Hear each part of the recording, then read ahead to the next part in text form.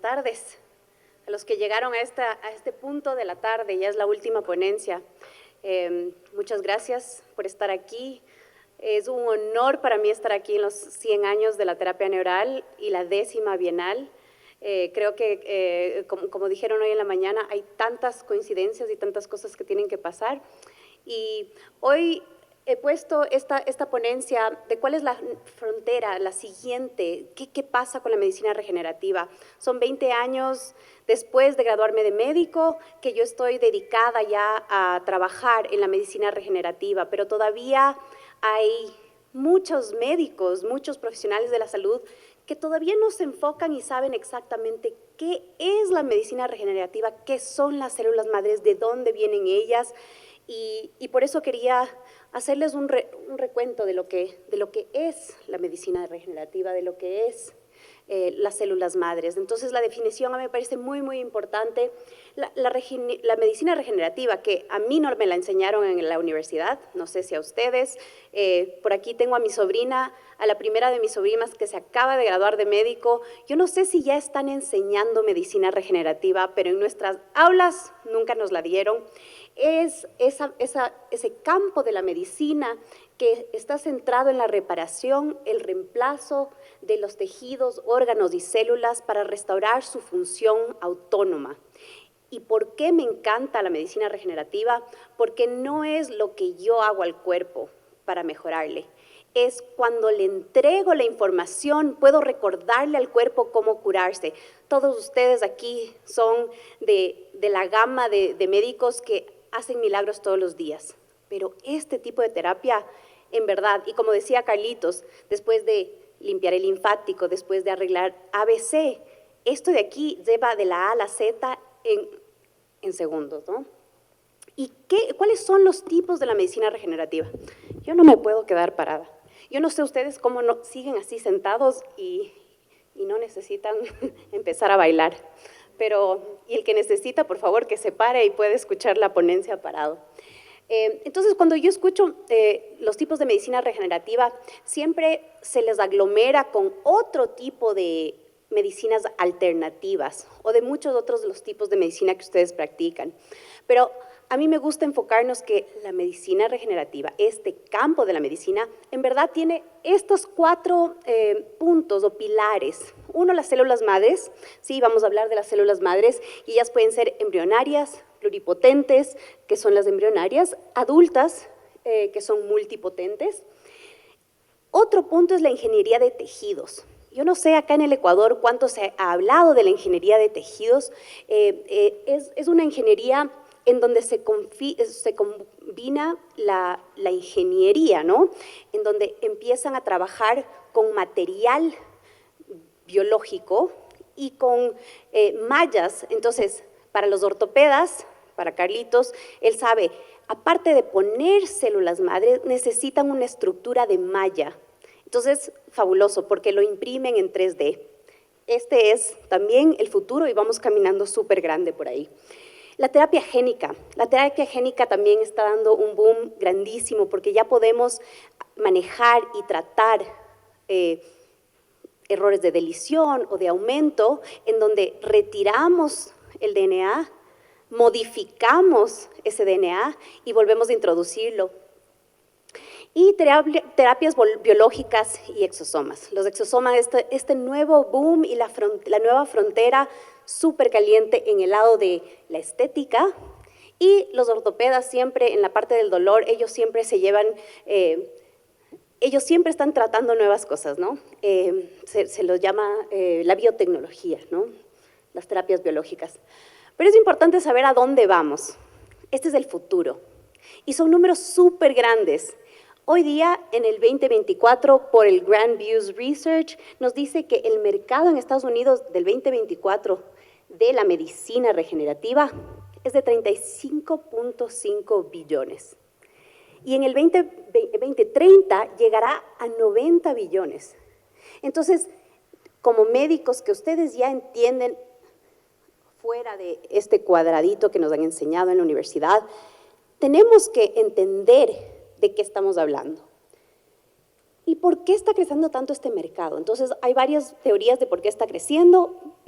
aumento de la inversión en el R&D o la investigación y desarrollo. Hay ya resultados clínicos. Como Carlitos decía, tenemos cientos de artículos científicos publicados en donde trabajamos con células madres desde China hasta la India, desde arriba hasta abajo, y muchas publicaciones muy bien hechas, pero ya son décadas de esta investigación. Hay mayor capacidad de fabricación. Yo estoy metida al 100% en la fabricación y la escalabilidad, y ya podemos llegar allá. Y también tenemos a los baby boomers que van llegando ya, a pedir más opciones, ¿no?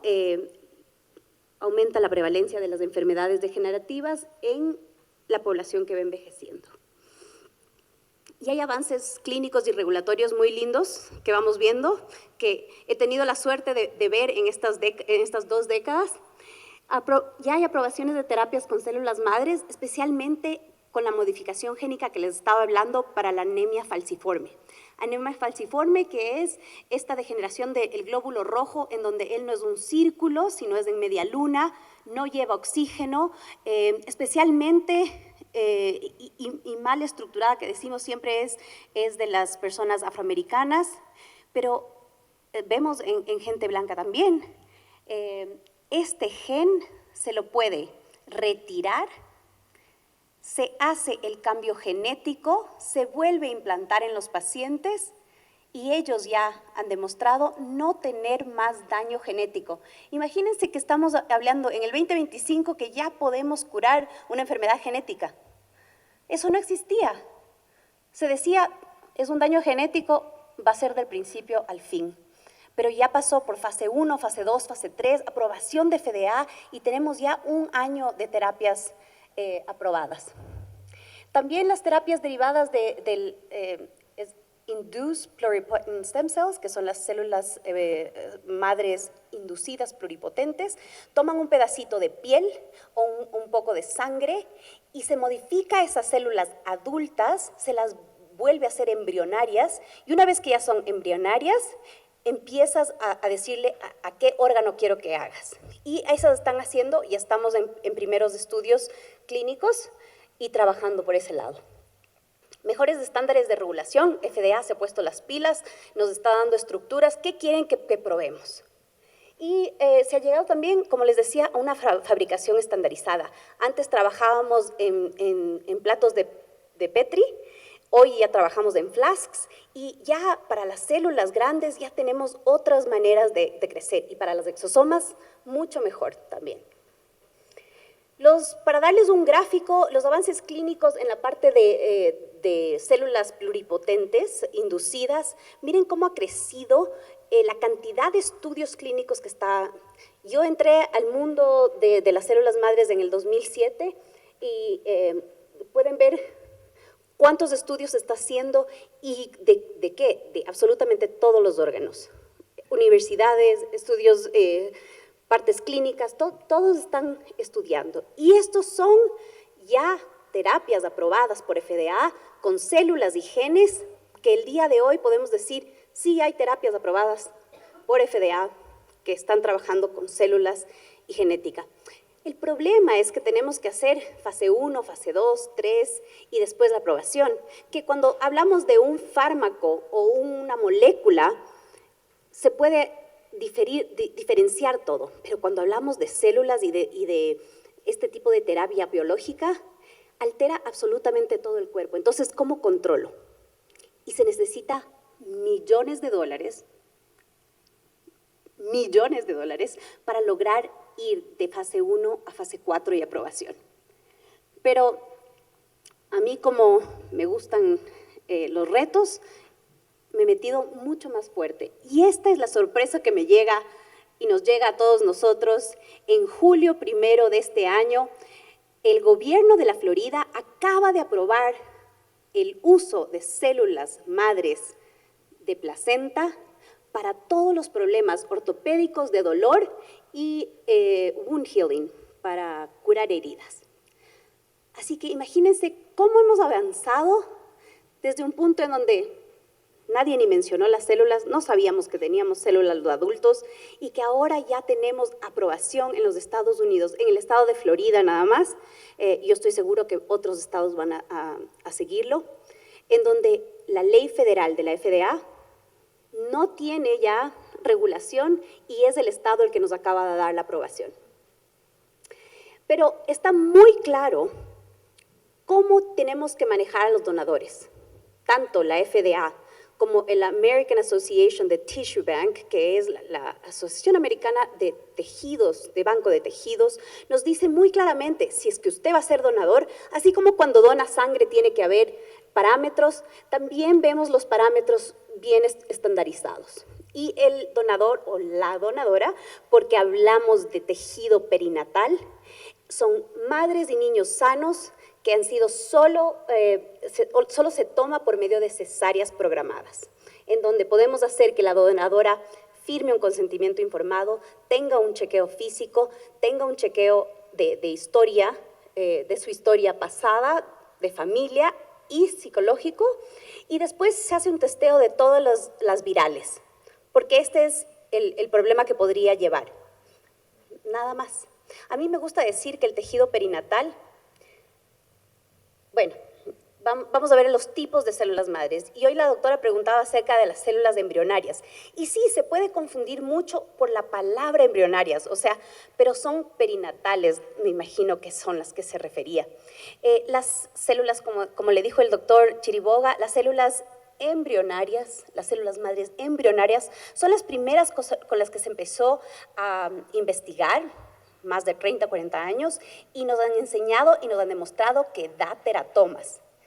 Muchas de las terapias con células madres embrionarias dan teratomas. Entonces, no, nadie usa las células madres embrionarias. En China se está usando, sí, se las usa, pero nadie más fuera de esos casos muy, muy pequeños usa. ¿Por qué? Porque sabemos que va a provocar cáncer. Entonces, cuando sus pacientes vienen y le preguntan, o ustedes como médicos, ustedes ya tienen que saber usar esas palabras.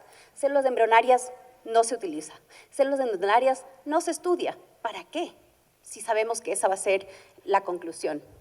Las células madres pluripotentes inducidas, que son las que les digo, se saca de fibroblastos o de células de sangre y se las induce para que sean embrionarias. Ese es del propio paciente. Y después, dependiendo de qué órgano vas a estudiar, se las induce para que sean específicas, de esas células específicas. Y mi mundo en el que yo me he dedicado son las células madres adultas. Y células madres adultas no quiere decir que es porque yo ya llegué a ser adulto. No, es porque ya no son esas embrionarias pluripotentes, ¿sí? Son las multipotentes que son perinatales. Entonces nos dividimos en dos. Perinatales son las del tejido de la placenta, que es súper fácil acordarse, ¿no es cierto? Y esas células madres pueden ser estromales, mesenquimales, y las células madres también adultas autólogas que vienen del adiposo o de sangre, las hematopoyéticas. Entonces, ¿qué hacemos con estas células? Hoy día ya, después de 2 décadas que ha crecido tanta la investigación, sabemos que pueden decir, como decía, las autólogas o alogénicas, o sea, de un donador, autólogas del propio, alogénicas de un donador, esas células pueden ser de tejido graso o de la médula ósea. Y hemos encontrado que tanto las células como las vesículas extracelulares se pueden encontrar en líquidos o fluidos biológicos como el plasma y también el líquido amniótico. Yo me dediqué en mis primeros años a trabajar exclusivamente con las vesículas extracelulares de líquido amniótico. Para usar mejores palabras, los llamamos exosomas, pero son vesículas extracelulares. Y el tipo de cultivo, como les decía, el tipo de cultivo son estos flasks, que los llamamos, en donde vamos cambiando el medio y trabajamos con un solo tipo de célula, ¿sí? Pero este es el futuro de la medicina regenerativa. Allá vamos. Y es la palabra calientita que todo el mundo la tiene. Tengo exosomas. Y hoy me pareció tan increíble escuchar que mencionó exosomas de animales. Y gracias al doctor por en verdad hacer el punto, ¿para qué vamos a usar animales? Somos animales, uno, pero somos este tipo de animales, podemos usar nuestras células, nuestros exosomas, nuestros factores de crecimiento de nosotros mismos. Entonces, no hay necesidad y me parece súper raro que se siga utilizando. ¿Pero qué son los exosomas? ¿Y qué tipo de exosoma existe? Déjenme decirles, los exosomas son producidos por cada una de las células del cuerpo humano. Todas las células producen exosomas. Son vesículas intracelulares de cada una de las células que se producen y llevan información hacia afuera y son quienes se informan al resto del cuerpo, cerca y lejano, lo que está pasando. Es así de simple, son nuestros mensajeros. No hay tanta ciencia. La palabra está súper de moda, pero las tenemos y están flotando por todo lado. ¿Y qué quiere decir? Si mis células son cancerígenas, ellos van a llevar información cancerígena. Y si mis células están sanas, entonces ellas van a llevar información sana. Y por eso es tan importante saber de dónde están saliendo. Ustedes como médicos tienen que hacer la pregunta, ¿de dónde salieron? ¿Y tienes información del donador o de la donadora? Sobre todo de las perinatales. Tenemos regulaciones súper formadas por la FDA y la Asociación de Tejidos de Bancos que nos dicen todo lo que tiene que tener ese donador para saber que es un donador, ¿no? Entonces, nosotros los científicos no los llamamos exosomas porque eso usa el mercado y el marketing. Nosotros los llamamos como son vesículas extracelulares. Y las vesículas extracelulares vienen de diferentes tamaños. Pero ¿qué hemos visto? Que esas vesículas extracelulares empiezan a modular la inmunidad, trabajan con angiogénesis, ayudan a la respuesta del estrés, la senescencia o el anti-aging, la proliferación y diferenciación celular. Entonces, ellas están ahí para informar, para generar, para trabajar con todo el organismo. ¿Y quiénes son los exosomas? Si vamos a referirnos de exosomas, los exosomas son las vesículas extracelulares más pequeñitas. Ellas tienen que tener de 40 a 200 nanómetros, pero también tienen que tener en su membrana estos, el CD9, CD8, CD63, que son, se me cruzó el inglés. Y además van a llevar varias cosas. La información que está dentro de estas exosomas, los exosomas son solo unas bolitas o unas burbujas lipídicas.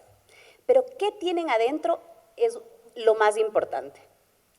El mRNA, el microRNA, enzimas y proteínas. Así es como ellos llevan la información. Es más, hoy día sabemos que las células madres, si ustedes usan células vivas y hacen un trasplante de células vivas, no son esas células madres las que regeneran. Esas células entran a su organismo y dan la información a sus propias células madres del tejido. ¿Y qué quiere decir eso? Que son, ¿cómo dan la información?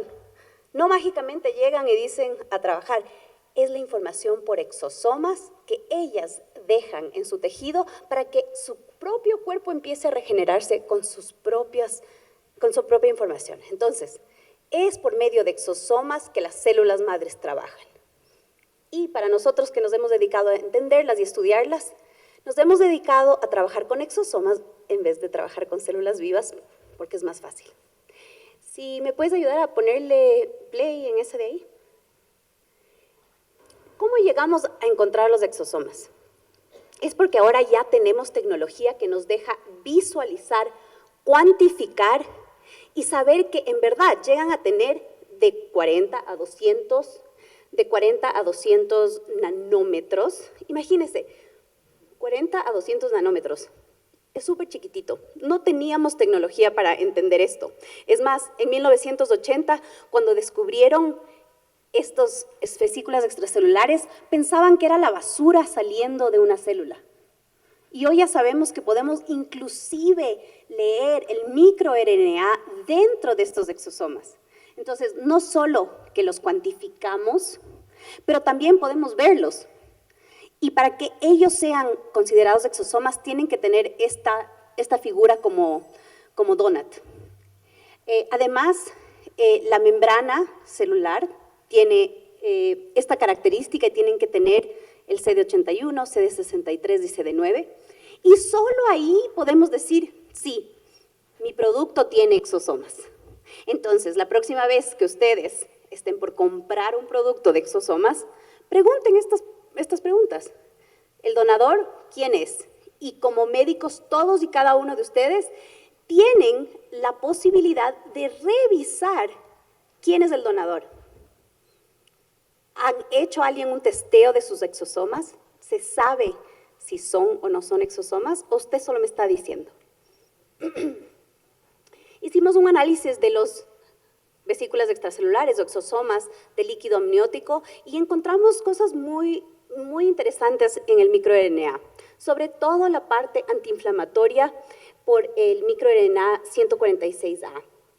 Y ellos, por el paso, ¿qué hace el microRNA y qué hace estos mensajes? Ellos trabajan con los genes, entonces hacen que los genes o upregulate o downregulate, o sea, que el gen se active o se desactive. Entonces, no es como cuando uno usa proteínas o enzimas que ellas estructuralmente hacen un cambio, trabaja con los genes.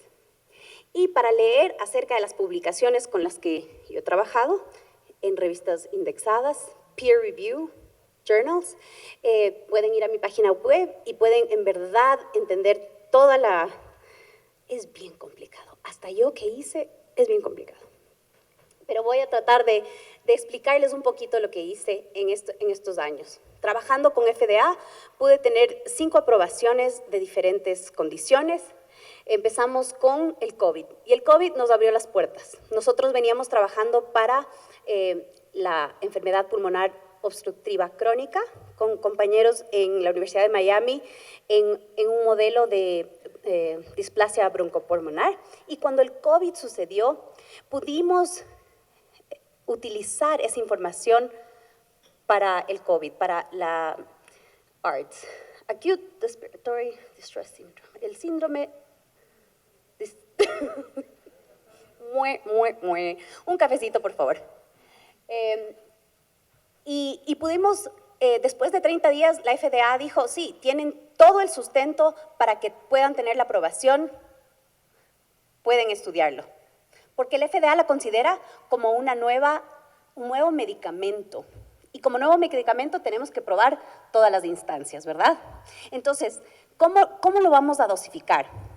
Nuestro punto fue intravenoso, con 3 dosis, y eso es lo que estábamos investigando, ¿verdad? Después estudiamos a los pacientes que recién se contagiaron del COVID. Después pasamos a estudiar los long haulers, que son los pacientes que tienen secuelas del COVID. Y finalmente, después de 2 años del COVID, pudimos ya presentar los 2 estudios a los que veníamos trabajando antes, que era la osteoartritis de la rodilla y la enfermedad pulmonar obstructiva crónica. Esta es la empresa que fundé y que todavía continúa, es una empresa que tiene acciones en la bolsa. Un poquito de los casos, una vez más, pueden verlo en mi página web y estudiar todos estos casos porque los hemos publicado.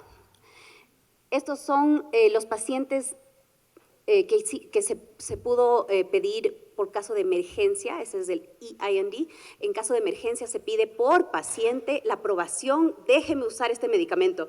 Cuando sabemos que por 2 décadas ya todo el mundo está utilizando células madres y exosomas, igual FDA dice, no, usted tiene un medicamento, tiene que demostrarme, tiene que tener la seriedad. Entonces, bueno, deme permiso para tratar a Pepito, Juanito, y están las publicaciones. Los primeros 3 estaban en la UCI por 40 días y ellos pudieron salir de la UCI porque ya habían recibido todas las medicaciones que el resto de pacientes habían tenido.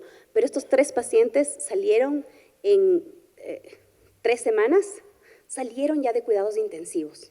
Entonces, después de esto fue que, sí, tuve la suerte de guiar a muchos médicos en diferentes partes de los Estados Unidos con este tipo de la misma terapia, todos intravenoso, todos con tres viales intravenosos. Este es ¿por qué me trago en estas palabras que son tan triviales? Es otro estudio clínico, lo hicimos en el United Memorial Medical Center en Houston. Fueron 8 pacientes completados. Este era de los pacientes que recién se activaban y recién se contagiaban de COVID.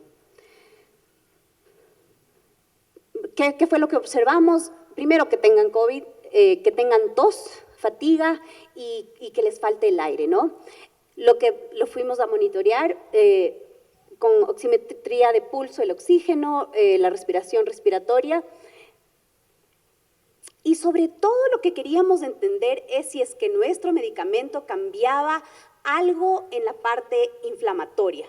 Y fue el CRP y este cambio del CRP de todos los pacientes el que nos ayudó a ver que nuestra droga en verdad, en inglés se dice droga, nuestro medicamento en verdad hace un cambio inflamatorio, o sea que trabaja con el sistema inmune de una manera en que le ayuda a modificar al sistema inmune. También IL-6 y TNF-alfa, entonces todos estos son marcadores inflamatorios, ¿no? Hubo cambios en radiografías de los pacientes. Como les digo, estos eran todos pacientes de COVID recién infectados y el seguimiento fue a 30 días, ¿no? Hicimos otro estudio para osteoartritis de la rodilla, que es súper interesante. Fue presentado este estudio con una aprobación intravenosa para osteoartritis de la rodilla. Los colegas a veces se enfocan en que si es osteoartritis de la rodilla, tenemos que inyectar ahí. Ustedes como terapistas neurales, ustedes saben que si inyectan aquí, tal vez se cura la rodilla, ¿no es cierto? Pero fue súper difícil explicarles que yo quería ponerlo intravenoso porque el cuerpo y el organismo sabe cómo llevar esos exosomas hacia el lugar del problema. Y tuvimos la suerte de poder probar. Lo que hicimos fue calcular el WOMAC, el score WOMAC, para los ortopedas de aquí, saben muy claramente, llevan 3 diferentes scores, dolor, stiffness, que es rigidez, gracias, y la limitación a la funcionalidad.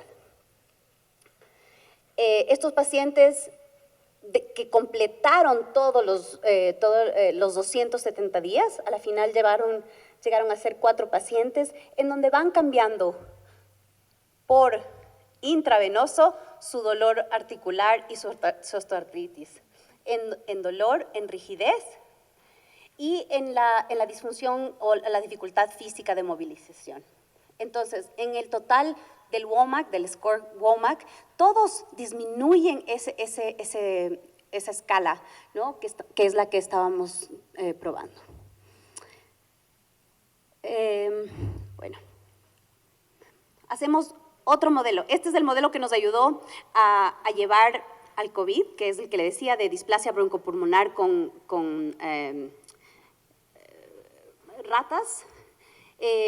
La displasia broncopulmonar es muy parecida, este modelo, a los neonatos que nacen y respiran oxígeno, pero sus pulmones no estaban listos para respirar. Entonces los alvéolos se revientan.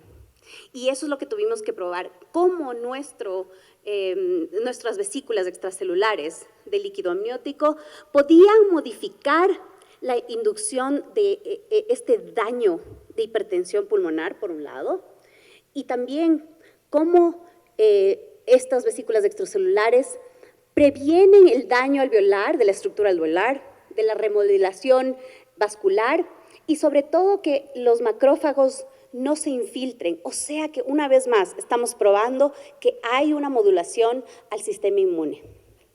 Y yo sé que esto es un montón de ciencia y por favor dígame, no quiero que se duerman.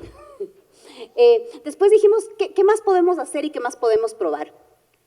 Migración de macrófagos. Probamos que ayuda con la disminución de la migración de macrófagos, porque mientras más macrófagos migran, entonces hay más edema, hay más daño, ¿sí? Mientras menos macrófagos migran, necesitamos que ellos vayan a ayudar, pero no tanto. Y eso fue lo que pasó en el COVID, ¿verdad? Esa cascada de citoquinas es la que mató a la gente. Hemos probado, pero esta es la que me gusta más. ¿Por qué? Porque pudimos trabajar con el CDC y con la Universidad de Oklahoma acerca de cómo estas vesículas extracelulares podían ser antivirales. Y eso ya fue increíble. Les dejo aquí solo una de las informaciones en donde vemos cómo logramos probar con ellos que, aparte de ser antivirales, modificaban el sistema inmune. Y cuando me dices, estudié con Pepito y Juanito, es una cosa, pero cuando dices que trabajaste con los genios de la CDC, ya es de otro nivel. O sea, para mí este es uno, con esto ya me gradué. Decir que nuestro trabajo tuvo un nivel para poder ser garantizado, aprobado y trabajado con ellos es increíble. ¿Y qué he hecho estos últimos 2 años desde que nos vimos? Porque la mayoría vieron esas 2 ponencias, la bienal anterior, y quería traerles algo nuevo. Después de haber trabajado con exosomas y células madres, no es que me aburrí, pero dijimos ya hicimos lo que teníamos que hacer. Y un día estábamos almorzando con un amigo y este amigo dijo, siempre he querido hacer algo en esta área. ¿Qué será que podemos hacer? Y yo dije, déjame consulto con la almohada y te digo. Y consulté con la almohada y dije, bueno, si tú quieres hacer este videojuego y quieres entender y analizar cómo la población se conecta, creo que tenemos que trabajar con fertilidad. La infertilidad en el mundo es la siguiente pandemia. 1 de cada 6 parejas son infértiles. 1 de cada 6 parejas son infértiles. No vamos a tener población que sustente al resto de la población en muy poco tiempo. Y se me abrió un nuevo camino. Y yo, como no le tengo miedo a muchas cosas, dije, vamos a hacer un laboratorio genético para entender a los embriones de esta fertilización in vitro. Y empecé a entender la guanina, alanina, tiamina, citosina, y creamos Gattaca Genomics. Es un laboratorio que trabaja después de que ha sido fertilizado el embrión. Se lo deja crecer hasta 100 células y se toma una biopsia chiquitita, no del embrión, sino del lado de la placenta. Y se puede leer cuántos cromosomas tiene. Es tan simple como decir, ¿tenemos 46 cromosomas o no? Y lo que pasa es que ahora las mujeres estamos decidiendo ser madres más tarde, pero lo más grave es que el ambiente, lo que ustedes están hablando, las toxinas del ambiente, ¿no es cierto? Lo que nos está entrando alrededor está dañando la esperma y la calidad de óvulos. Y es increíble cómo en verdad, haciendo un cambio del linfático, de la alimentación, de los tejidos, de terapia neural, de trabajar con células, podemos cambiar esta nueva pandemia. He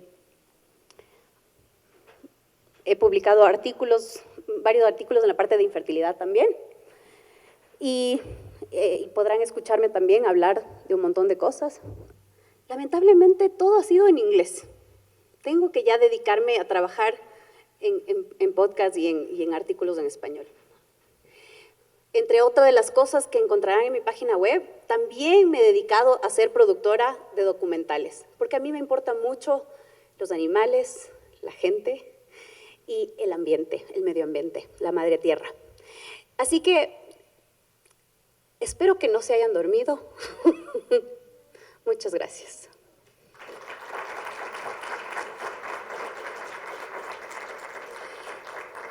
Y como yo hago esto el día a día, quiero que saluden a la cámara. Bueno, van a salir pronto en un reel. Entonces saludan a la cámara ya. ¿Se despiertan? Ya. We're here. No saludaron.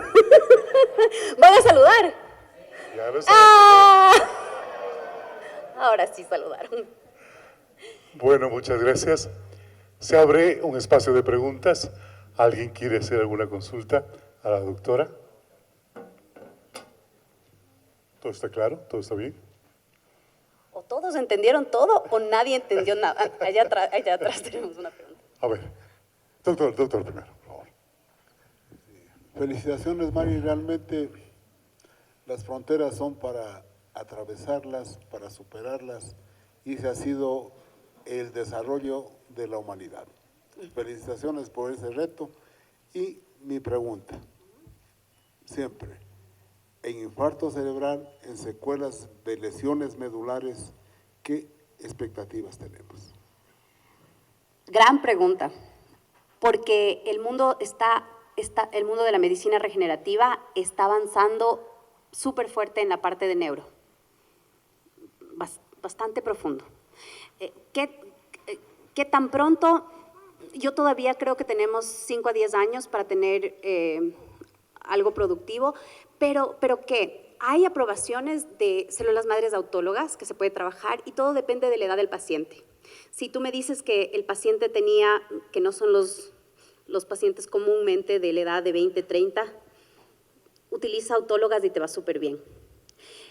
Para eso, perinatales, increíble. En mis casos que no son publicados, los casos que no están estudiados clínicamente, personales, va estupendamente. ¿Por qué? Porque lo que hablábamos, ayuda con angiogénesis y reparación de tejido. Entonces, sí, hay muchas publicaciones y estamos yendo para allá. Aprobación final de FDA, yo creo que unos 5 o 10 años. Una siguiente consulta. Felicitaciones, Doc, como siempre, llevando en alto a nuestra bandera también. Y la pregunta era si es que los exosomas hay que ayudarles como dando el mensaje de a qué quiero que se diferencien, por ejemplo, a cartílago o a, qué sé yo, pulmón, o solo pongo los exosomas genéricos, intravenosos. ¿Cómo es eso? Ya, sí, entonces, otra vez, vamos de vuelta a la definición. Los exosomas son solo vesículas que llevan información, entonces a ellos no les podemos diferenciar. Right? A las células, en las induced pluripotent stem cells, a ellas sí se las puede diferenciar. Pero ¿qué es lo que he entendido yo? Que el cuerpo sabe exactamente qué hacer con esa dosis de información, sobre todo si son perinatales. A mí me gustan, y lo que iba a decir antes, a mí me gustan las células perinatales, ¿por qué? Porque son de día 0, son de humano, y las células perinatales son esas células que no son de mamá ni son de bebé. Son unas células que están ahí como de protección. No tienen identidad ni de mamá ni de bebé. Entonces es un tejido humano de donación perfecto. Y llevan mucha potencialidad de regeneración. Y cuando pones las células, ellas entran y es tu sistema inmune, tus propias del host, tus células madres que reciben esa información y saben qué hacer. Entonces no tienes que diferenciarlas. Tengo un médico que trabaja con inyecciones intramusculares porque él está convencido de que los exosomas solo van por el linfático y es mejor ponerlos intramusculares porque ellos saben dónde ir. Y tengo otros doctores que dicen, no, yo le voy a poner intravenoso. Y otros doctores que dicen, no, voy a entrar intraarticular porque así es, ahí le duele, ahí voy a... Y el intraarticular también le ayuda a otras articulaciones. Entonces, ¿qué ha aprendido? Y por eso esa fue fue como que dependió de mí, ¿no? Vamos a ponerlos intravenosos y van a ver ustedes que va a cambiar la rodilla.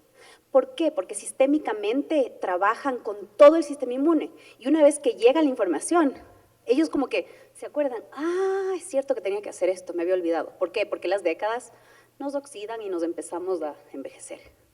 Los otros no, yo. Excelente, María Inés. Hay una pregunta que yo me hago todos los días. ¿Exosomas o células madres de cordón umbilical? ¿por qué utilizar solamente los exosomas, que son vesículas extraídas de las células madres del cordón umbilical? ¿Y por qué no usar toda la célula? Mi teoría es que hace 15 años, cuando fue el boom de los exosomas, estaba completamente prohibido en Estados Unidos las terapias celulares.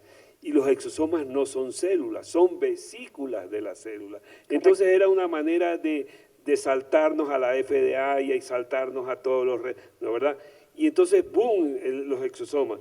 Pero independiente de la FDA y de todas estas cosas, yo todos los días me pregunto, ¿por qué no células madres de cordón umbilical o por qué exosomos? ¿Cuándo el uno y cuándo el otro? Sí, y esa es una pregunta que yo creo que todos los que estamos en medicina regenerativa nos la hacemos. Y yo te voy a responder como médico científico. Hasta que tú no pongas un estudio de una población en donde a la mitad le das este, a la mitad le das este y a la mitad le das este, y ves y controlas cómo reaccionan, no hay respuesta. ¿Y sabes qué te van a responder? ¿De qué casa estás comprando? Si solo están vendiendo exosomas, te van a decir, no, los exosomas son los mejores. Y si solo hacen y van a hacer más plata, las células te van a decir, llévate las células, porque las células son completas, porque las células... Pero ¿qué se ha visto en la literatura? Todos los científicos, médicos y científicos en la parte de academia, clínica y privada, que han trabajado con células madres, han replicado sus estudios con exosomas y dan exactamente el mismo resultado. Entonces, si me preguntas a mí, yo no te doy una respuesta hasta que yo vea un estudio controlado. Pero, con lo que puedes llegar a concluir, los exosomas están haciendo casi la misma información y dando esa misma información que las células están dando. ¿Qué es mejor? Cada médico hace y toma sus decisiones y decides qué y qué. Hay médicos que mezclan células con exosomas. Hay médicos que hacen terapia autóloga de células y después les llaman en 3 meses y ponen exosomas para el follow-up. Es la historia que venden los médicos a los pacientes. ¿Lo saben? No. No tenemos un solo estudio que lo prueba. Pero, ¿qué es mejor? Que no hacer nada, que hagas algo. Mari, excelente tu presentación, cada vez mejor. De la bienal anterior ahora veo que has publicado más estudios y pues nos da muchísimo gusto. A mí personalmente cuando te veo en las redes te admiro y te doy like. Cada Gracias. que puedo. Darle un like. Gracias. Una pregunta chiquitita, ¿cuánto puede costar un tratamiento con este tipo de productos que tú has investigado? Como para nuestro mercado ecuatoriano, ¿son alcanzables? ¿Son todavía no tanto? ¿How much? Sí, empezamos hace 20 años, los tratamientos eran de $25,000 por un tratamiento. Hoy, este tipo de terapia, si es que usas células madres intraarticulares, por ejemplo, y depende, todavía en los Estados Unidos, depende en qué barrio estás. Te pueden cobrar de $3,000 a $7,000. La misma inyección, con el mismo producto, guiada y por un médico entrenado. Hay médicos en Utah que están haciendo una reconstrucción, y lo llaman, es marketing, ¿no? Una reconstrucción de todo tu cuerpo. Hacen una terapia autóloga y después añaden células madres perinatales y añaden exosomas perinatales y están cobrando $25,000. Hay médicos que llevan a gente a México, a Panamá, a Costa Rica y les están cobrando $20,000. En el país, no sé cómo Carlitos va a tener un poquito más de idea, pero mi objetivo de lograr hacer esto es poder tener una aprobación de FDA para que ya haya una estandarización de precios. Pero sí, es costoso cultivar, es costoso llevar un laboratorio, es costoso llegar a hacer fase 1, 2, 3, ¿no? Y lamentablemente vivimos en este mundo gris, o sea, no tenemos guía de cuál es el valor. No es así como comprarte una aspirina, esto es lo que te cuesta. Una Coca-Cola, esto es lo que te cuesta. Esto es más y hay médicos también que lo engloban dentro de un paquete.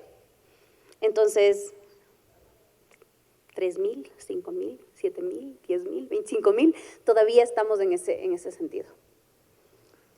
Muy bien, ¿tenemos alguna inquietud adicional? Por acá tenemos la última ya.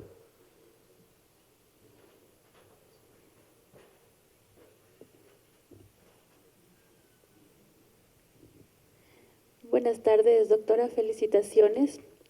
Es un gran aporte para la medicina regenerativa. Lo que quería saber es que actualmente en el mercado hay gran cantidad de exosomas. ¿Cómo saber cuáles sí y cuáles no usar? Gracias. Sí, yo creo que más que cuáles sí y cuáles no, lo que yo decía, hacer estas preguntas a las casas que te están vendiendo. ¿De dónde vienen? ¿Cuál es del donador? ¿O son tus exosomas de plantas? ¿O son de animales? ¿O son de humanos? Y si son de humanos, el donador en los Estados Unidos, si manufacturas, tiene que haber un certificado, un análisis de certificación, en donde te certifican que el donador pasó todas las pautas que dije la FDA tenía, y después que has testeado por alguien independientemente o eres tú el que estás diciendo que tienes esta cantidad de exosomas. Entonces, más que es bueno o malo, haz esas preguntas a las casas que te están vendiendo. ¿De dónde viene? Y se llama testeo de terceras, third party, de que no sea de la misma casa, sino que sea otro laboratorio que ha hecho un testeo. Y me puedes, por favor, dar esos datos para revisarlos, y tú eres el que tomas esa decisión, ¿no? Más que sí o no, porque ya hay tantas casas haciéndolo que sería súper difícil para mí decirte, sí y estas no. ¿Hay estudios publicados de esas casas? ¿Son en verdad científicos o no les importa la ciencia y lo único que están haciendo es quiero el dinero? Eso a mí me llama mucho la atención, porque puedes hacer ciencia. Y si no tienes mucho dinero, puedes hacer ciencia básica. Trabajar con médicos y decir, vea, vamos a publicar sus casos, aunque no sean en revistas indexadas, vamos a publicar sus casos. Eso es importante, porque yo creo que solo así tienes transparencia, más que estoy vendiendo y tengo muchos y soy el mejor. Porque gastan mucho dinero en el marketing, pero no gastan en la ciencia. Y para mí ese es el no para mí. Vamos a la doctora Mari Mitrani. Más fuerte ese aplauso, por favor. Reiteremos el aplauso para esta doctora. Muchas gracias.